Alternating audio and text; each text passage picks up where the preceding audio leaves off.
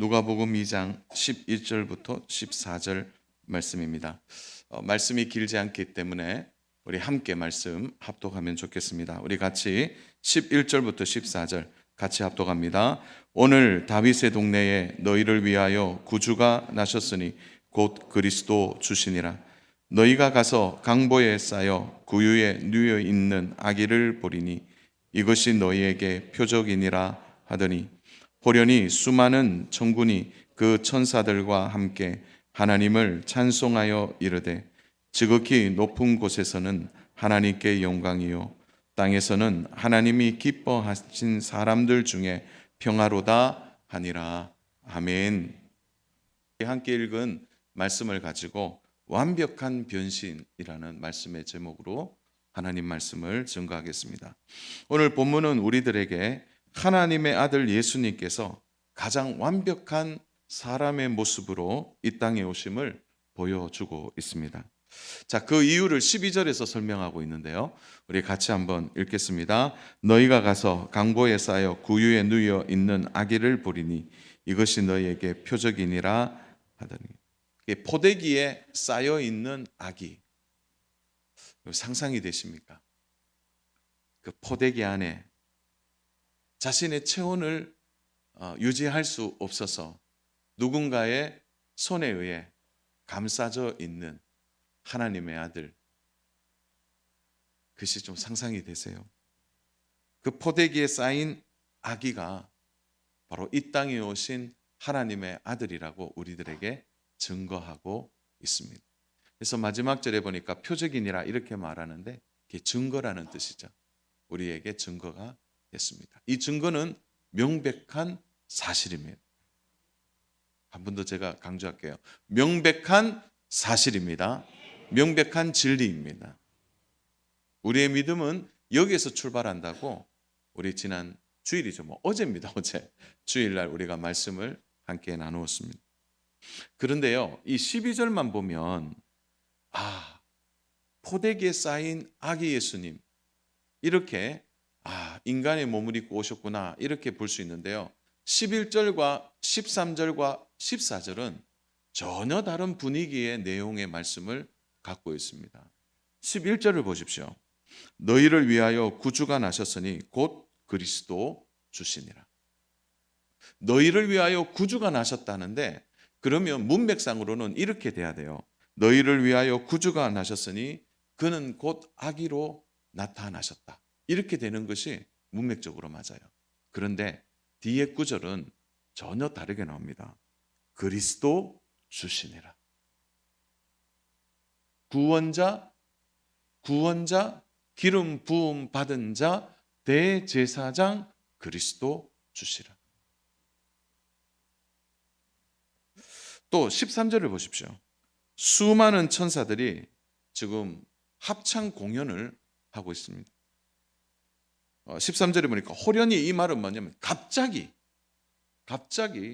하늘이 열리고 수많은 천군 천사들이 동시에 내려오는 겁니다. 한번 상상해 보십시오. 갑자기 우리 교회의 천정이 열리고 수많은 천군 천사들이 합창단의 옷을 입고 찬양을 하는 거예요. 연합 합창대에 찬양이 울리는데 사람들이 들을 수 있는 언어로 들리는 거죠. 그 언어가 어떻게 들립니까? 14절에 그 언어가 있습니다. 어떻게 되죠? 하나님께 영광, 땅에서는 평화.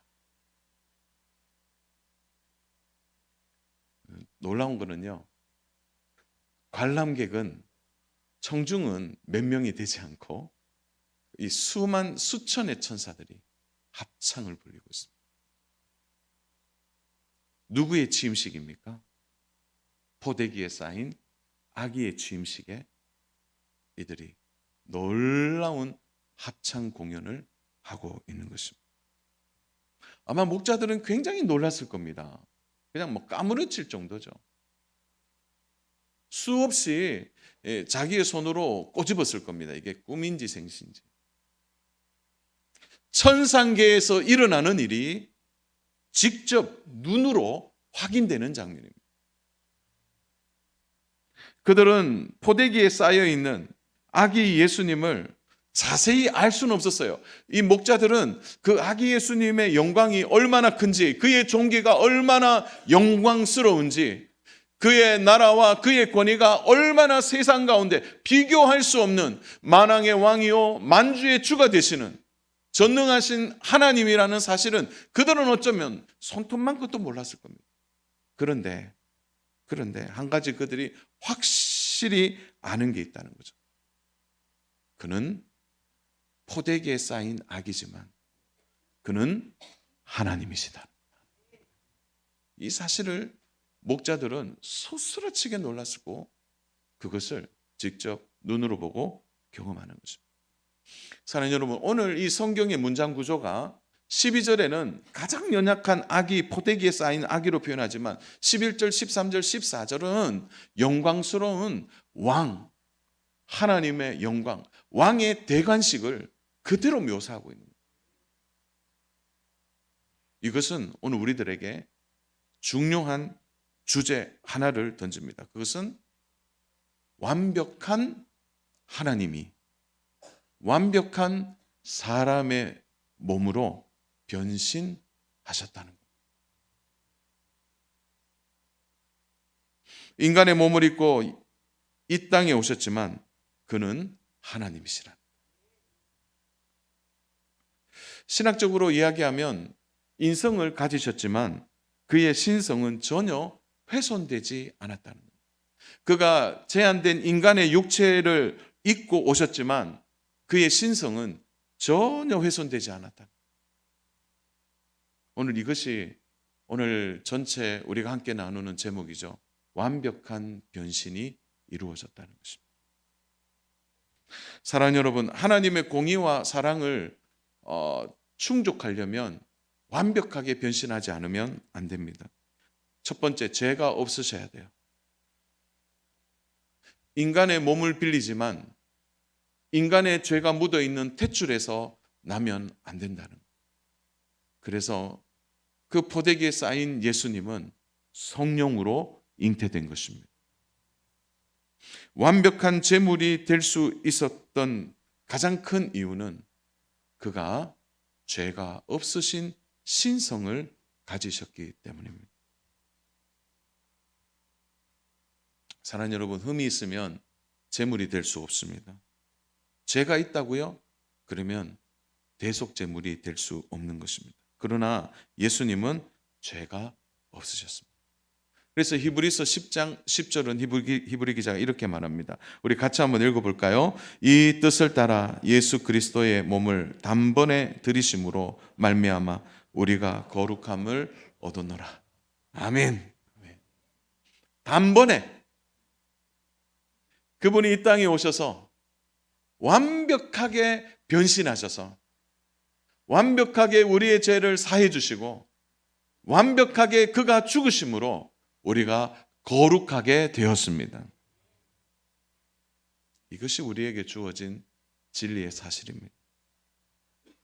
사랑하는 여러분, 예수님이 대속물이 되심으로 단번에 우리가 거룩하게 되었다는 거예요. 우리의 마음속에 그런 마음 가져요. 내가 거룩하다니 말도 안 돼. 말도 안 돼. 그러나 하나님은 우리를 향하여 거룩하다 말씀하셨습니다. 누구로 인하여? 단번에 제물 대신 예수 그리스도로 인하여. 자, 히브리서 10장 12절은 또 이렇게 이야기합니다. 같이 읽겠습니다. 오직 그리스도는 죄를 위하여 한 영원한 제사를 드리시고 하나님 우편에 앉으사. 놀라운 일이죠. 영원한 제사를 드렸어요. 이것은 단번에 드린 것과 동일합니다. 단번에 영원한 제사가 된 겁니다. 그러므로 우리는 또 제사할 이유가 없는 것이죠. 물론 우리가 생활 속에서 죄를 지어요. 그러나 그 죄로 인하여 하나님의 관계가 완전히 깨어지는 것은 아닙니다. 성령님이 말할 수 없는 탄식으로 우리의 죄를 인하여 고통하시지만 우리와 하나님의 관계는 깨어진 관계가 아니라는 거죠. 영원한 제사를 드리셨기 때문에. 동시에 그 예수님은 하나님 우편에 앉으셨습니다. 다시 하나님이신 자리로 돌아가신 것입니다. 히브리서 10장 14절입니다. 우리 같이 읽겠습니다. 그가 거룩하게 된 자들을 한 번의 제사로 영원히 온전하게 하셨느니. 거룩하게 된 자가 누구입니까? 우리죠. 우리가 이제 어떻게 된답니까? 영원히 어떻게 된다고요? 온전하게 된다. 믿으시면 아멘. 그러므로 이 성탄이 놀라운 우리에게 주는 증언은 이겁니다. 우리가 영원히 온전하게 된 겁니다. 누구로 인하여? 완전히 변신하신 아기 예수님으로 인하여. 사랑하는 여러분, 우리가 허물이 있어요. 지금도 부족해요. 그러나 우리는 더 이상 하나님과 깨어진 관계 안으로 들어가지 않습니다. 다시 돌아가지 않습니다. 예수님이 우리에게 완벽한 제물이 되셔서 우리 모두가 속죄함을 받아 하나님의 자녀로 영원히 온전해진다는 사실을 믿으시기를 바랍니다. 우리는 그 믿음의 진리 위에 서서 오늘 이 성탄을 맞이하고 있는 것입니다. 그러므로 사랑하는 여러분, 오늘 예수님이 아기가 되셨다는 것은 왜 이렇게 연약하냐, 왜 이렇게 부족해 보이느냐가 아니라 완벽한 변신을 이루신 하나님의 놀라운 섭리요, 하나님의 계획이요, 하나님의 뜻입니다. 그것을 하나님은 실천하신 것입니다. 사랑하는 여러분, 조금 이제 환경을 바꿔서 좀 생각해 보겠습니다. 선교학에서 다루는 몇 가지 중요한 이슈 중에 하나가 서구 선교사들은 왜 실패했느냐라는 거예요. 우리나라가 세계 선교에 지금 가장 많은 역할을 하죠.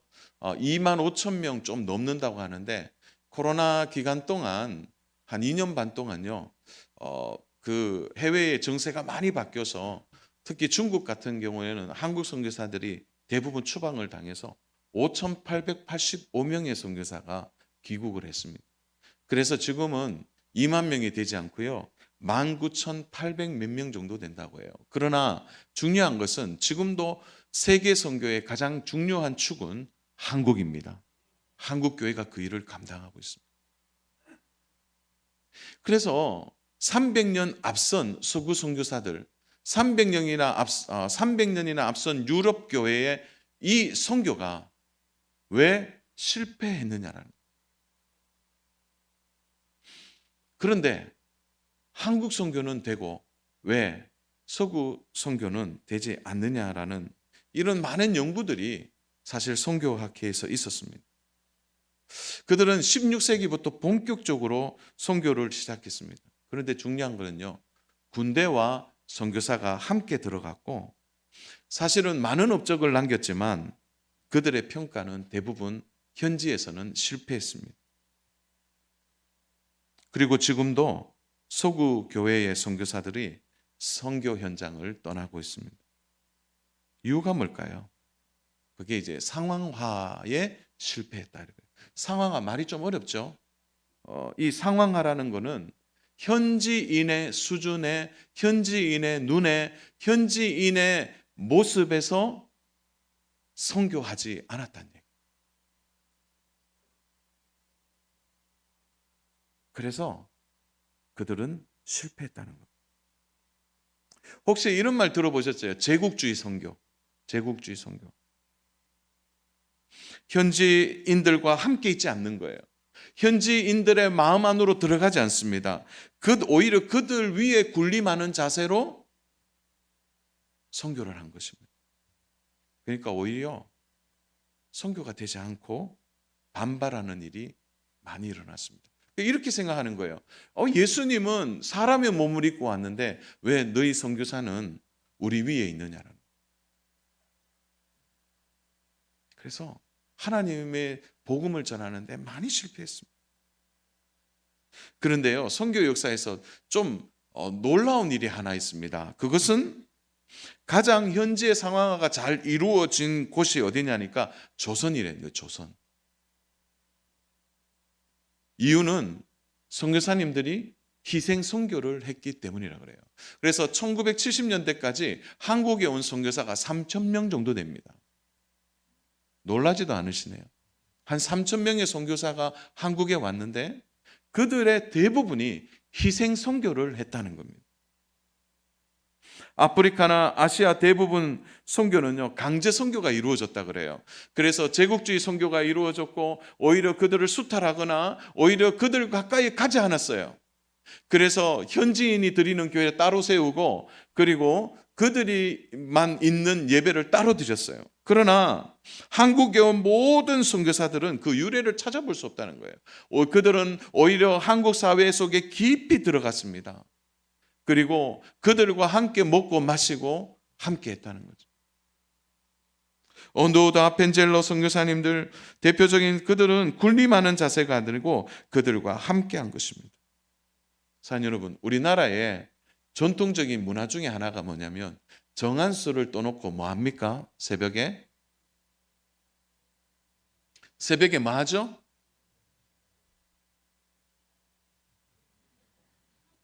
이거 뭐죠? 이렇게 기도하는 거죠. 누구한테요? 1월 성신에. 그런데 가만히 선교사님들이 보니까 한국 사람들이 새벽에 일어나는 게 뭔가 곳곳에 일어나서 장독대 위에 물 떠놓고 이렇게.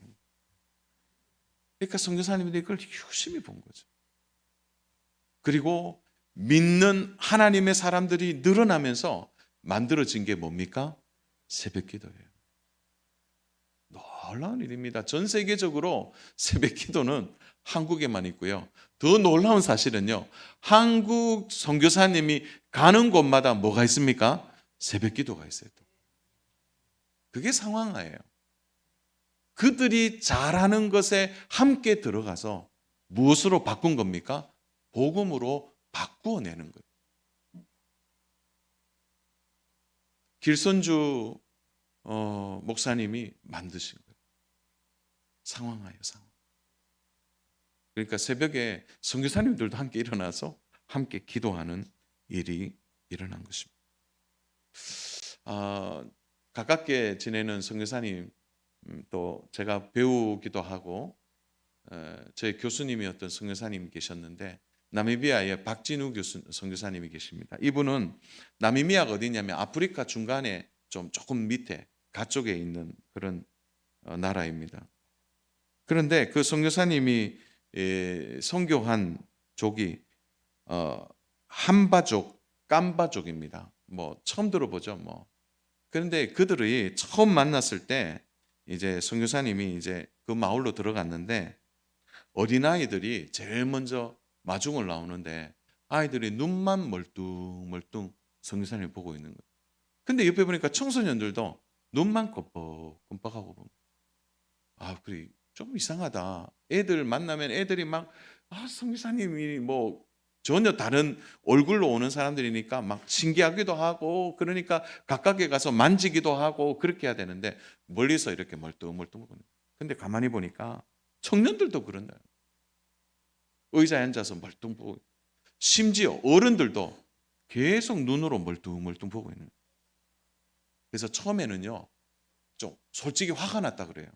왜냐하면 내가 너희들을 위해서 이 좋은 복음을 전하기 위해서 왔고 그리고 복음 전하기 위해서 먼 한국에서 이렇게 거친 들판을 향하여 몇 시간 차를 타고 몇 시간 걸어서 내가 너희들한테 왔는데 너희들의 환대가 이게 뭐냐 하는 속에 막 이 뭐예요? 화가 막 일어나더랍니다.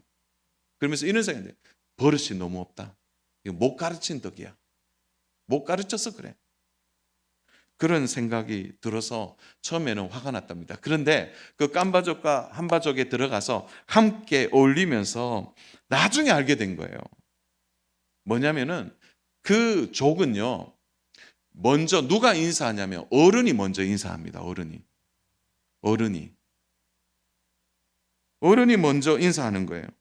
왜냐하면 아랫사람이 먼저 인사하는 것을 버릇이 없다고 여기는 거예요. 그 족속들은. 그러니까 지나가는데 아랫사람이 먼저 인사하잖아요. 버릇이 없네. 왜 아랫사람이 먼저 인사하냐는 거예요. 그래서 그 족속이 생각하는 문화는 뭐냐? 어른이 먼저 인사를 하는 것입니다. 왜냐하면 어른도 인사도 안 했는데 먼저 아랫사람이 인사하는 것은 버릇이 없는 거예요. 그걸 나중에 알게 됐다는 겁니다. 그래서 선교사님이 어린아이한테도 가도 먼저 인사를 하면 그제서야 아이들이 막 반갑게 인사를 한대요. 어른이 먼저 인사를 했기 때문에. 이게 문화입니다. 이게. 사랑 여러분, 우리나라에 오신 많은 선교사님 중에 특별히 우리 한국 선교사님들이 계세요. 여기 또 대구에 선교사님이 계시는데 부에리 선교사님이라고 계십니다. 칠곡 지역, 고령, 성주, 군위, 상주, 김천, 선산 이런 쪽에 전도하신 분이에요. 그러니까 경북 서부지방에서 전도하신 분입니다. 1903년에 안유한 선교사님의 후임으로 대구 제일교회를 담임했고요. 부에리 선교사님의 부인은 여러분 부마태라고 혹시 신명요정 아십니까? SM이라 그러는데 그 학교를 설립한 대구의 여성 공부, 여성 학교의 선구적인 역할을 했습니다. 여성 교육의 창시자라고 말할 수 있어요. 참 사진 한번 띄워주시겠어요? 그런데 이 부에리 선교사님이 전도하러 나가면 항상 이런 자세였다 그래요. 양반은 위에 있고 선교사님은 아래에서 복음을 전하는. 선교사님들이 먼저 낮아진 거예요. 그래서 보면요, 탁 양반은 자리를 잡고 있고 선교사님은 밑에서 막 열심히 서툰 한국말로 복음을 전하는 거예요. 사랑 여러분, 이 사진에서 오늘 한국교회가 대동한 겁니다. 한국교회가 새로운 선교의 역사의 주역이 될 수 있었던 거예요.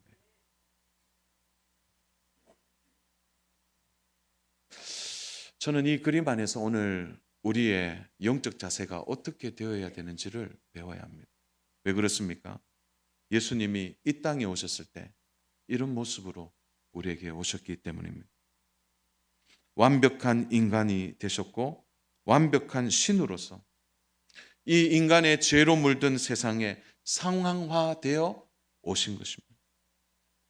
이것으로 인하여 우리에게 이루어진 은혜가 얼마나 큰지 모릅니다.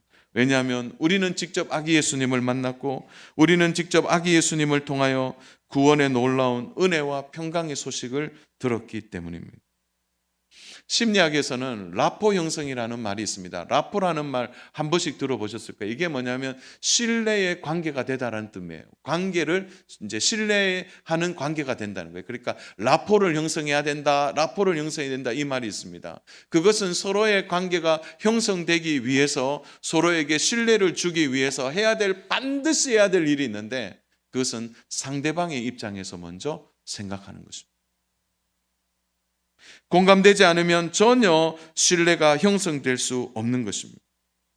사랑하는 여러분, 우리 예수님이요 30년 동안 이 세상을 배우고 사셨습니다. 그분은 배우실 필요가 없었어요. 그분은요 세상을 알 필요가 없었습니다. 왜 그렇습니까? 모든 지혜와 모든 만물이 그에게서 나왔기 때문에.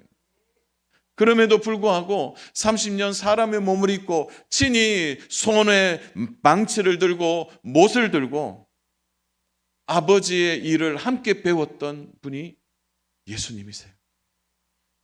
철저하게 인간의 질고와 슬픔을 고스란히 30년 동안 몸으로 체득하시고 그분이 우리의 십자가를 지신 것입니다. 여러분 한번 이런 생각해 보셨어요? 그냥 예수님 인간의 몸을 입고 와도 그냥 성인의 몸으로 바로 오시면 얼마나 좋습니까? 그냥 바로 오셔서 우리를 구원하시면 되잖아요. 그렇게 하지 않으셨어요.